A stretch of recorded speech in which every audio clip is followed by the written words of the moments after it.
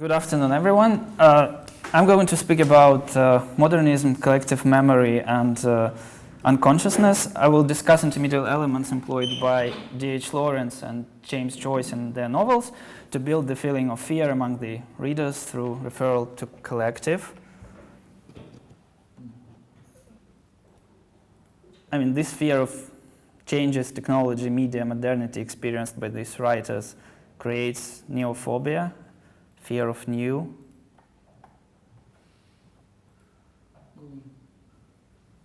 Can't without the presentation. Okay, as an introduction, I should say that British modernist literature is very medial and has a traceable Freudian trend of referring to communal consciousness. Literary artifacts refer to collective memory or the common legacy of the West, the primeval feeling of fear. In intermediate sense, such instances are backed up usually by ekphrasis, media integration, or Bakhtinian parodying. The manifestation of the feeling of fear causes confusion and loss, puzzlement and shock. The use of archetypes and parallelization with myths usually evokes unconscious comparison and helps the writers refer to the traumatic experiences of modernity and convey additional messages. In this presentation, I will operate with the following terminology. I mean, just to be more specific, modernism can be seen as a creative, aesthetic, medial, and psychological manifestation of various fears, primarily the fear of modernity, fear of changes, the fear of turbulences brought by the turn of the century. Neophobia covers all aspects of the everyday life of ordinary people. It impacts the world of media, registers in the intermediate fabric through deepening self-reflection and individualization of modernists, allowing us to speak of individual modernisms rather than modernism as a general trend. Within a literary medium, the novel as a new developing genre brings forward experiments, denial of traditional epic-related prose, and consequently the invention of new epics and new mythologies by Lawrence, Joyce, Virginia Woolf, T.S. Eliot, and others. For them, Hellenism as a remote mythological layer becomes a common past, a cultural Eurocentric starting point that allows re-evaluation of everything around them. Intermediality, yet not known to them under this term, becomes their active tool and catalyst of experiments and adaptations, allowing them to resist their fears, note them down in the form of literary artifacts, or plunge into deep self-reflection and research the internal, that is, unconscious and subconscious. Eventually, interest in Hellenic mythology, modern media, and focus on the self evokes suggestiveness and strong feelings and appeal to fear, uncertainty, and doubts, forcing the narrators and the readers to question everything and everyone. Hence, the affection brings forward questions, interpretations, and hermeneutics, that is, attempts to read closely and seek meanings in overt and covert medial elements. Thus, affective intermediality becomes a tool born by fear, out of fear, and to impose fear. As fear becomes good, it appeals to primeval and animalistic instincts that are not yet blinded by centuries of difficult European history. So there are multiple levels of narration in the novels, and respectively intermediality involved in the works of Lawrence, Joyce, and other British modernists. Yet here I would like to speak about 4 elements only. They build and support the feeling of fear and disconcern, appealing to collective European memory and targeting primeval instincts through affection, unconscious, and suggestiveness. I think that the brightest examples of affective intermediality in British modernist literature are ekphrasis appealing to fear. The reader of Lawrence's The Rainbow will know that ekphratic depictions there are quite typical, yet the proper ekphrasis of the artifacts are few and relate to the circles of Anne and William, parents of Ursula, who is the main character. The meticulous intermediate instances gain weight and importance as Lawrence is very conscious about arts and media and brings them forward for specific reasons in his novels. Thus, for instance, William has a strong interest in architecture, which may be interpreted as a character's manifestation of patriarchal, traditional, male, unchanged, whereas his wife Anna, like all other female characters in the novel, actually becomes Lawrence's symbol and symptom of new changes, female, evolving, grasping the modernity. Yet the openness of women to new, modern, leads to female collapse, as they are not yet capable enough to live the lives they want, primarily due to the rigidness of English society and the deeply rooted patriarchy and conventionalism. As probably the key male character, William bears several roles of an artist striving to create, Anna's lover and catalyst for her development, and Adam, who should father children with her. These roles can be rather symbolically associated by the reader with the wooden panel he carves, creation of Eve. Being unable to form in the way he wants, strained by his relationship with Anna, he eventually destroys and burns it. This act becomes a symbol of transgression from the world of dreaming, creative high to the reality of English Midlands, to be a father and a feeder. On the ashes of the panel, quote, a new fragile flame of love came out, unquote, with Anna triumphing over William and getting pregnant with their first child to definitively and irreversibly become an archetype of the mother, Eve, a mother of people. Which is supported by the incorporation of another ekphrasis linked to Fra Angelico's artwork. The painting fascinates Lawrence himself, and he incorporates it as a culmination of Anna's story of victories, the victorious woman. Disturbing for the reader and viewer, this painting should evoke associations of life and death, human destiny, Adam and Eve, prehistoric biblical past. It's called Last Judgment.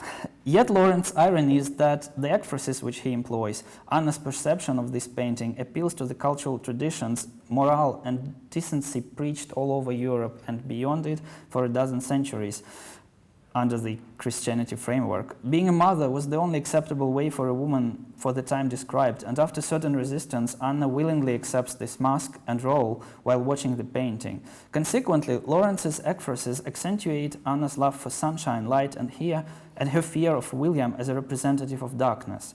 She perceives him as an alien, someone with whom she has no special blood bond. As P.T. Whelan argues, media and archetype-based oppositions should demonstrate the divine nature of the child to be born and make the reader perceive William as a phallic messenger of God. Yet the fear of men and fathers, their treatment as aliens, evil, dark, at the level of metaphysics is imposed by the archetypes of foster fathers, consorts, or guides and initiators, sacred kings and heroes, or rather fake heroes, unworthy heroes, fake aristocrats. Additionally, Lawrence imposes on the man the intermediality-based archetypes of fake Lancelot, fake Christ, fake Noah, fake Siegfried, and Gunther, thus turning key male characters into enemies, building their images of flaky, fake, problematic personae, who in their turn appeal to the dark side of the human history. The fear of modernity presented through the decay or collapse of the civilization is clearly seen in Joyce's novels, perceived as the new mythology and new epic. A portrait of the artist as a young man starts as the voice of the Irish race and its degeneration and dependency on the British and Roman Catholic imperiums. Ulysses and Finnegan's Wake build on it, going deeper into discussion on religion, future, civilizations, arts, everything around the protagonists, to prove the horrid reality of the new century, recollect the past, bring forward the historical legacy, and grasp the cyclicity of humanity. A Portrait is a story of modern artifice Daedalus, who escapes the Irish domestic collective and struggles with self-forced isolation. Ulysses is an Odysseus-inspired story of modern post-war Ireland, whereas Wake is the Freudian dark collective nightmare, referring to primeval mythological archetypes of fear, a nightmare of history. The first two novels are clearly governed by the myths. Similarly to Lawrence's William, Joyce's Stephen Dedalus, his main avatar in the first two novels, is struggling and seeking the balance between real life and the world of art and media.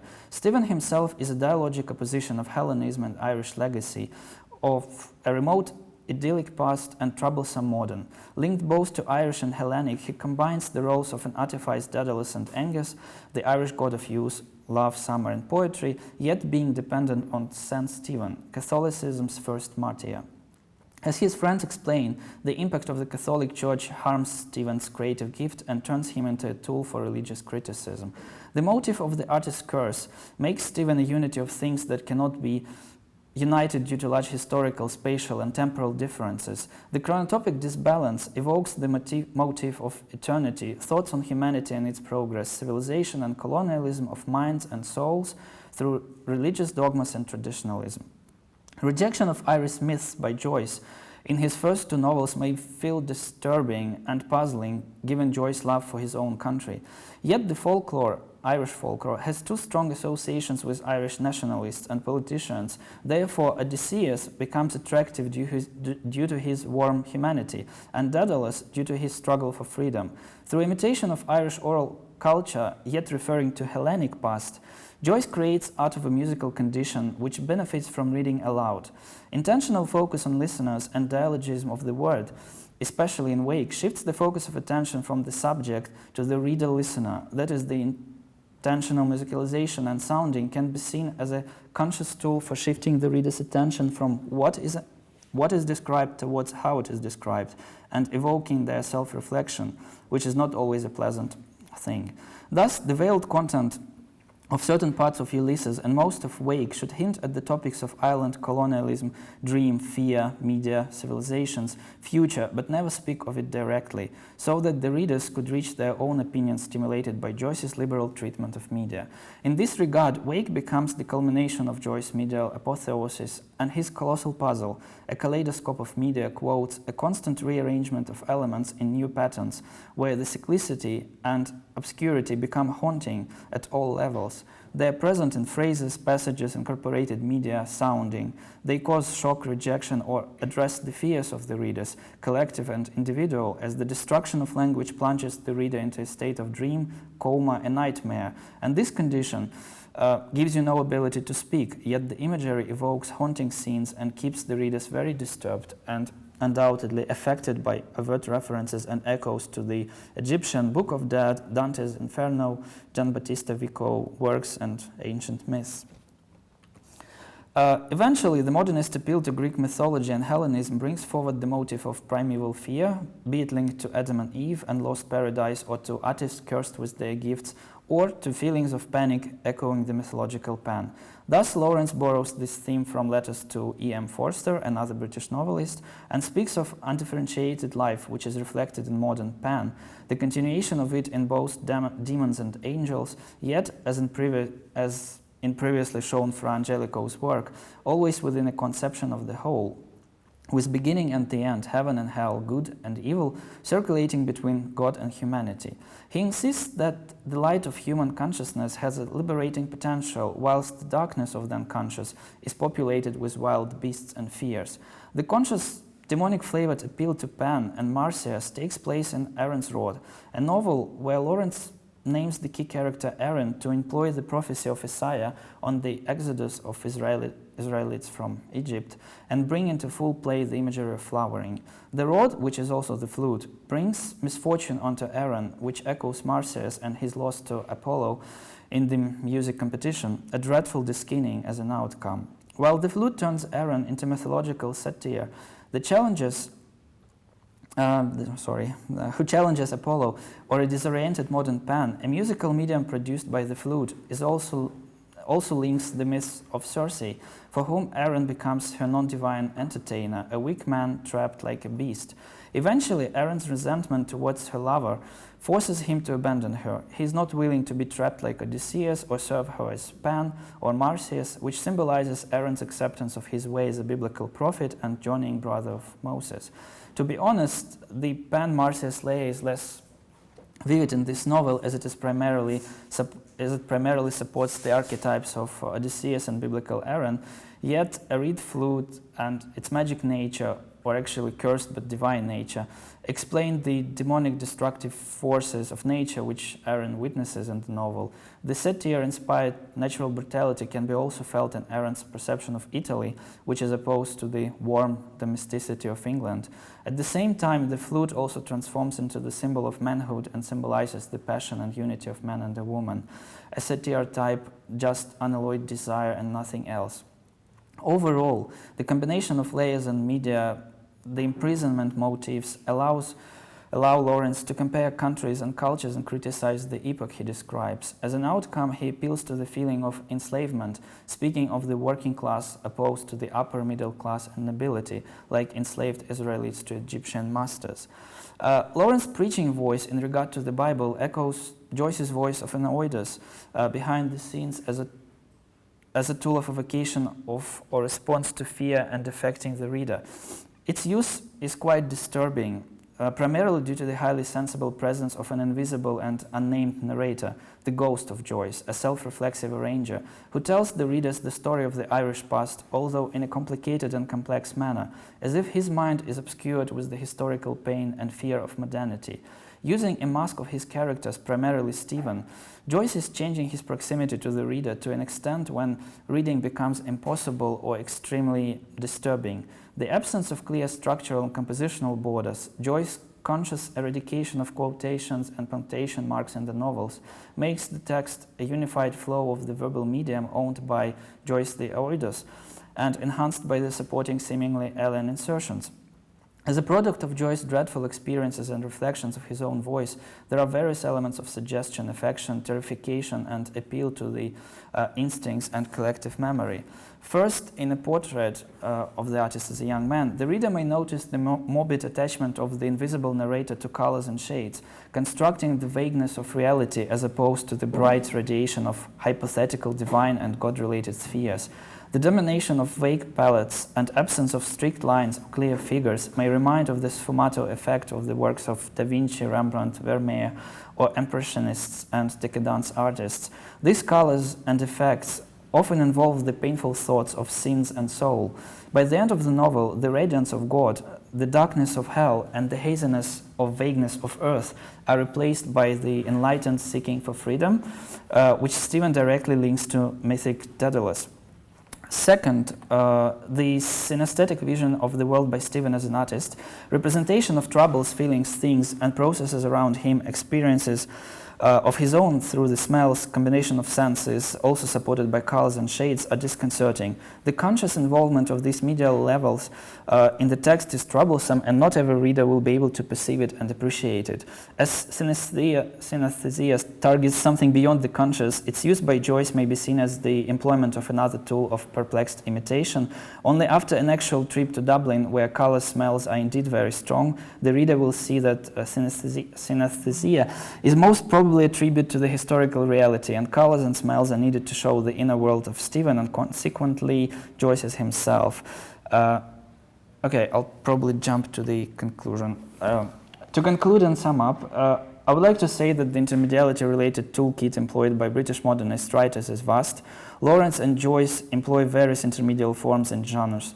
Employed consciously and meticulously, the medialized elements appeal to readers' imagination and evoke various feelings of disconcert, unhappiness, struggle, opposition, lost paradise, and primarily of primeval fear, which is based on common archetypes and motifs brought through generations of artists and recorded at the level of collective unconscious and common memory of European nations. While both Lawrence and Joyce speak of their own reality, their own struggling to embrace the new world, new century, and all the turbulences it brought, they also muse, directly or overtly, through their characters, avatars, or direct discourses on the economy, social matters, self-reflection, spread of media, acceleration of industries, the role of women, wars, movement of people, domestically and internationally, employing affection and suggestiveness to impact the readers. Thus, the manifestation of fear is achieved through the referral to Adam and Eve, lost Eden, struggle to find paradise, echoes to Hellenic myths and symbols of nature, and primeval unity with it. Dark, evil, manly, patriarchal, and industrial gets opposed to female, progressive, modern, and natural as sun to the moon. Through dreaming, paralyzation, they appeal to past and common democratic heritage as opposed to modern colonialism. The media and medial experiments become tools for describing the collapse of civilization, evoking panic feelings and making the readers uncomfortable. Pan and Marsyas haunt the readers at every level, sometimes very unexpectedly. They appeal to animalistic feelings, shock the readers. The distance between the reader and the author, the forced suggestiveness and imposed synesthesia of Joyce disturb none less than the shape-shifting and emotionally unstable characters of Lawrence. Altogether, the narration refers to unconscious associations and basic instincts, yet the reader is not left alone. The affection is strong and forces musing on everything, making collective memory an active actor. It is brought forward through intermediate elements to affect the readers, refer to their traumatic experiences of modernity, convey additional messages in an intermediate, non-verbal way. Thank you very much for your attention.